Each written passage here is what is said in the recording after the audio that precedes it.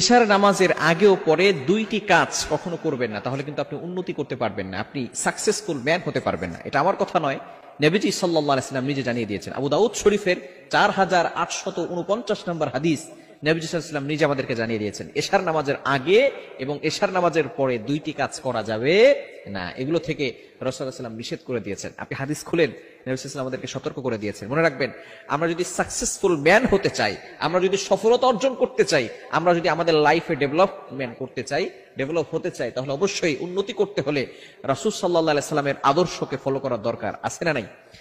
আমাদের নবী হচ্ছেন এমন নবী, এমন ভাবে আমাদেরকে শিক্ষা দিয়েছেন কিভাবে আপনি টয়লেটে যাওয়ার পরে পরিষ্কার পরিচ্ছন্ন হবেন এবং কিভাবে আপনি বাইতুল্লাহে গিয়ে নামাজ পড়বেন, সবকিছু আমাদের নবী আমাদেরকে শিক্ষা দিয়ে গেছেন। এজন্য অবশ্যই নবীর কথা অনুযায়ী যদি আমরা চলতে পারি, তাহলে সফলতা একজন দিবেন, তিনি কে? অবশ্যই সফলতা আনতে হলে এই দুইটি কাজ করা যাবে না। নবীজি সাল্লাল্লাহু আলাইহি ওয়াসাল্লাম জানিয়ে দিয়েছেন আবু দাউদ শরীফের 4849 নম্বর হাদিস, আন বারজাত রাদিয়াল্লাহু তাআলা আনহু, তিনি বলেন, নবীজি সাল্লাল্লাহু আলাইহি ওয়াসাল্লাম বলে দিয়েছেন, কানা রাসূলুল্লাহ সাল্লাল্লাহু আলাইহি ওয়াসাল্লাম ইয়ানহা আনিন নাওমি ক্বাবলাহা ওয়াল হাদিসি বাদাহা। এক নাম্বার হচ্ছে এশারের আগে ঘুমানো যাবে না। অনেক সময় দেখবেন কিছু মানুষ আছে এশারের আগে ঘুমিয়ে পড়ে।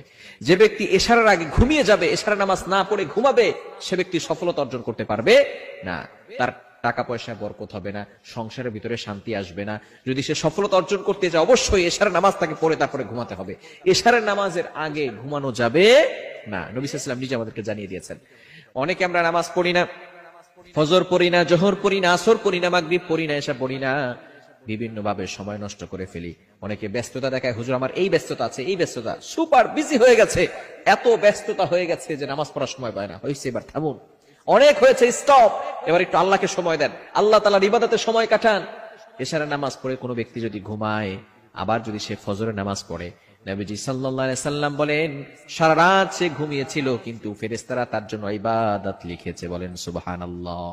অর্থাৎ সারা রাত ইবাদত করলে যে সওয়াব হয়, সেই সওয়াব আল্লাহ তাআলা তার আমলনামায় লিখে দেয়। এক নাম্বার, এশারের নামাজের আগে কি করা যাবে না? ঘুমানো যাবে না। এশার নামাজ পড়ে তারপরে ঘুমাবেন।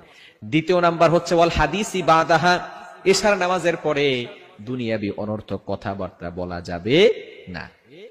আমরা তো সময় নষ্ট করে ফেলি, একেবারে অযথা আমরা সময় নষ্ট করে ফেলি, দুনিয়াবি কথাবার্তা নিয়ে ব্যস্ত থাকি। যাদের কাজকর্ম থাকে সেটা ভিন্ন বিষয়, তবে এশার নামাজের পরে রাসূলুল্লাহ সাল্লাল্লাহু আলাইহি ওয়াসাল্লাম কোনো দুনিয়াবি কথাবার্তা বলতেন না। এশার নামাজের পরে সাথে সাথে ঘুমিয়ে যেতেন এবং সকালে তাড়াতাড়ি উঠতেন।